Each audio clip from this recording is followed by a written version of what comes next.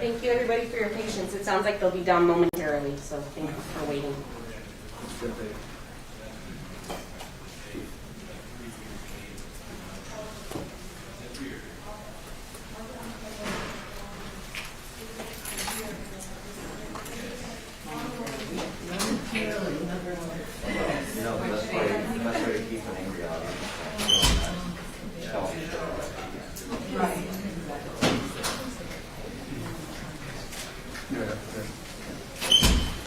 So, folks, thank you for your patience.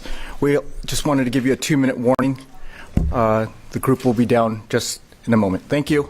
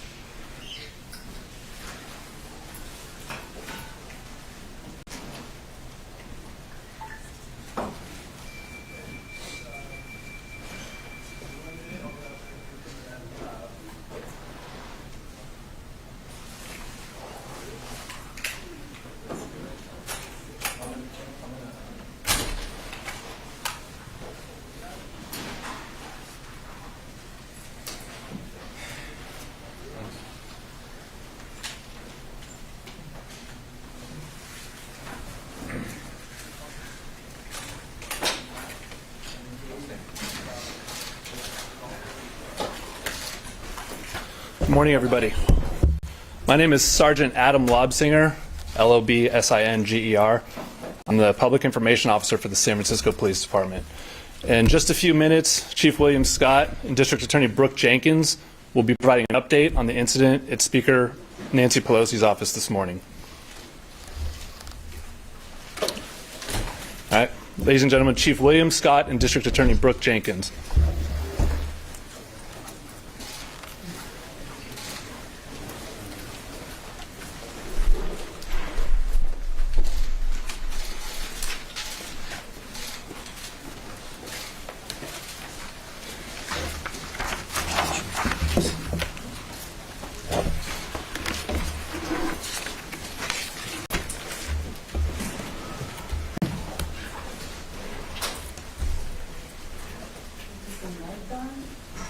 Hey.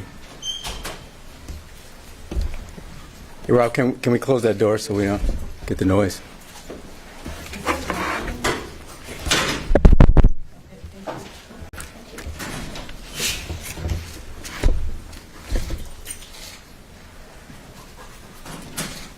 Okay, good morning. Okay, we'll go ahead and get started. Good morning, everybody. My name is Chief Bill Scott with the San Francisco Police Department. At approximately 2:27 this morning, San Francisco police officers were dispatched to the residence of Speaker Nancy Pelosi regarding an A-priority well-being check. When the officers arrived on scene, they encountered an adult male and Mr. Pelosi's husband, Paul. Our officers observed Mr. Pelosi and the suspect both holding a hammer. The suspect pulled the hammer away from Mr. Pelosi and violently assaulted him with it. Our officers immediately tackled the suspect, disarmed him, took him into custody, requested emergency backup, and rendered medical aid. The suspect has been identified as 42-year-old David DePepe. Mr. Pelosi and Mr. DePepe were transported to a local hospital for treatment. This is an active investigation currently being led by the San Francisco Police Department Special Investigations Division. We are working closely with our partners from the FBI, the U.S. Attorney's Office, the U.S. Capitol Police, and our district attorney here in San Francisco County, DA Brooke Jenkins, and her team. The motive for this attack is still being determined. Mr. DePepe will be booked at the San Francisco County Jail on the following charges: attempted homicide, assault with a deadly weapon, elder abuse, burglary, and several other additional felonies. Before I go any further, I'd like to thank the responding officers for their swift action this morning. Those San Francisco police officers are Officer Colby Wilmus, Officer Kyle Cagney, and Sergeant Edmund Hoang. I'd also like to thank our emergency dispatcher, Heather Grimes, who's standing here to my left, for a really amazing job. For inquiries regarding Mr. Pelosi and his condition, we refer you to the statement issued by Speaker Pelosi's office this morning. And with that, I'm going to turn it over to our district attorney, Brooke Jenkins, for a few brief comments. And let me say in advance, this is what we know at this time. We will update you further, but we will not be able to take any questions after this statement. Thank you, Chief Scott, and I do want to commend the San Francisco Police Department for their immediate response to this home and for swiftly making sure that Mr. Pelosi was okay and that the suspect was apprehended. We are working closely with them right now with respect to the investigation and will proceed with the appropriate charges as things unfold, as well as work with the U.S. Attorney's Office and our federal partners. Thank you. All right. Thank you all for being here. I know you may have, we'll update you when we get more. Do you know how he got into the house? Questions at this? That's it for right now. We're not going to take any questions. Thank you. Our office will be issuing a news release very soon, but that's it for now. Thank you. All right, a news statement, not exactly a news conference, but the bare details of what transpired. Let's go to NBC News correspondent Tom Winter, who has been following this story closely for us. Tom, the chief made specific note that they have not determined a motive. What do we know about this suspect and why he may be in the residence? That's correct, Lester. So the spelling on that suspect is David DePape, D-E-P-A-P-E, as the chief said. He's 42 years old, and what we've been told is that based on the preliminary information that's been gathered during the course of this investigation, which means that it is subject to change, it is early, but apparently this individual said, "Where is Nancy? Where is Nancy?" prior to the attack occurring. So that's what we've heard so far, according to two officials who've been briefed on the investigation and noted its preliminary nature. So we still need to gather more information.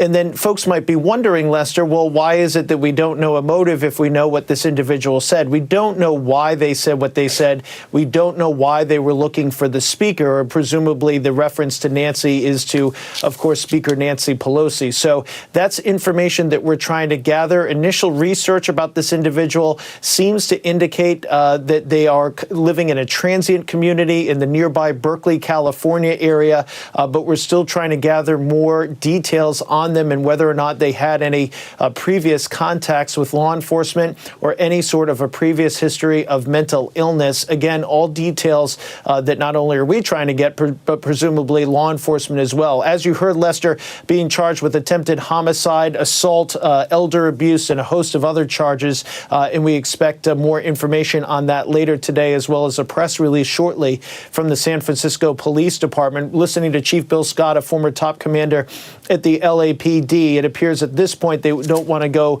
too much further into those statements. But certainly why this individual was there is going to be, of course, a significant concern given the ongoing political rhetoric and division that we have in this country. But I would also caution people that it is possible, given the initial information that we have about this individual, that they may not have a particular political ideology. They might have done this for other reasons or might have done this because of a prior mental history. We just don't know. It's just too soon to say, Lester. And Tom, the speaker was not at the residence when this happened, and we understand that Paul Pelosi did not have federal protective agents. Would that's standard as the spouse of a speaker?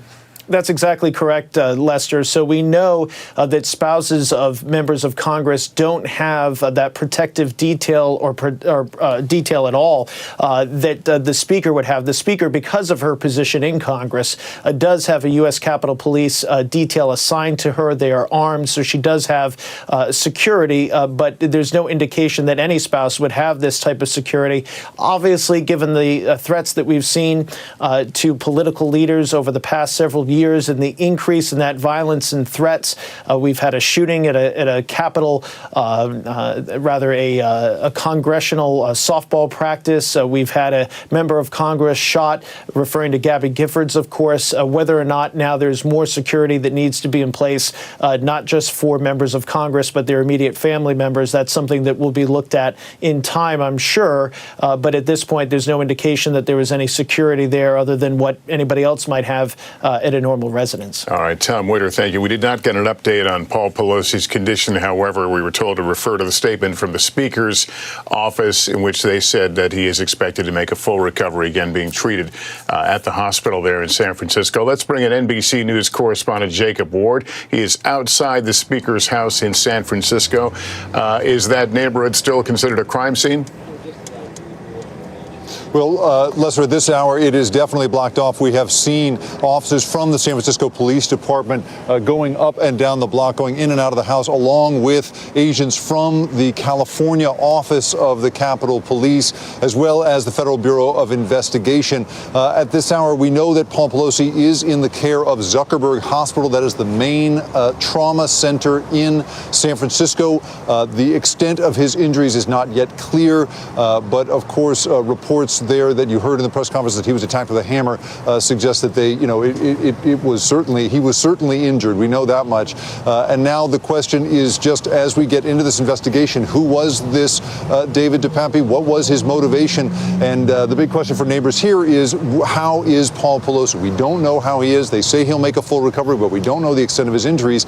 The other thing I'll point out here is that this is an affluent and heavily patrolled neighborhood of San Francisco, the Pacific Heights neighborhood. Speaking to neighbors around here, they say this is the kind of place where when somebody is acting suspicious on a street corner, they call the police right away. So not a place that experiences huge amounts of crime. And so that makes this attack inside their home all the more unusual and, of course, all the more horrible, Lester. All right, Jacob Ward, thank you for that. That concludes our coverage. We'll have much more on all this tonight on NBC Nightly News and this afternoon on NBC News Daily on many of the NBC stations. For all of us here at NBC News, I'm Lester Holt in New York. Good day.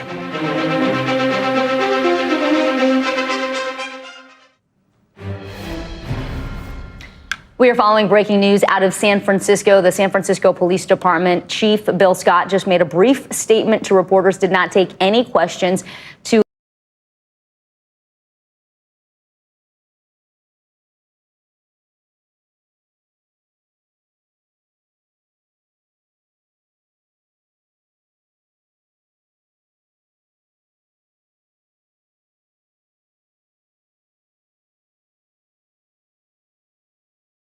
Allie, what were the big takeaways from that news conference there? Yeah, guys, this press conference shedding some light on the suspect and his motivations and identity, but really the big question still looming over this investigation is the state of House Speaker Nancy Pelosi's husband, Paul Pelosi. San Francisco police not providing any update on his health condition, referring us back to Speaker Pelosi's office's statement from this morning, just saying that he was taken to the hospital and is expected to make a full recovery. Our local affiliate in San Francisco citing per hospital sources there on the ground, saying that Paul Pelosi is right now undergoing brain surgery, but the extent of his injuries are still unclear. We do know, though, that this suspect is in custody. The Capitol Police is working with the FBI as well as local law enforcement and field offices from the Capitol Police there in San Francisco to figure out how this was even possible. You know, as you mentioned there, Speaker Pelosi third in line to the presidency, while we know she wasn't home and therefore Paul Pelosi didn't have the same government protection as she does. One could assume that with someone as high profile as she is, that her home would have some security protocols in place to prevent something like this from happening. So local law enforcement as well as Capitol Police looking into how this was possible. The latest development that we have learned before this attack was that this suspect, upon entering the home, actually shouted, "Where is," quote, "where is Nancy? Where is Nancy?" before attacking Speaker Pelosi's husband with that hammer that you mentioned at the top there. And that suspect identified by police as 42-year-old David DePappy. He's being held on charges that include attempted homicide, assault with a deadly weapon, and elder abuse. Ali, Rafa, we'll have you stand by there and let us know if there are any updates within the hour. Thank you so much. Well, making news right now. Richmond, Virginia's last standing Confederate statue can now be taken down. On Tuesday, a judge ruled that the city is allowed to remove the monument and the remains of the officer buried under it. The 130-year-old statue depicts Confederate General A.P. Hill, who was killed in 1865. Tom Brady and Gisele Bündchen have announced their divorce after 13 years of marriage. The two posted statements on Instagram today saying they had, quote, amicably reached the decision. Brady is in the middle of his 23rd NFL season after coming out of a very short-lived retirement. In breaking news, rock and roll legend Jerry Lee Lewis has died. He passed away in his home in Memphis, Tennessee. The star was best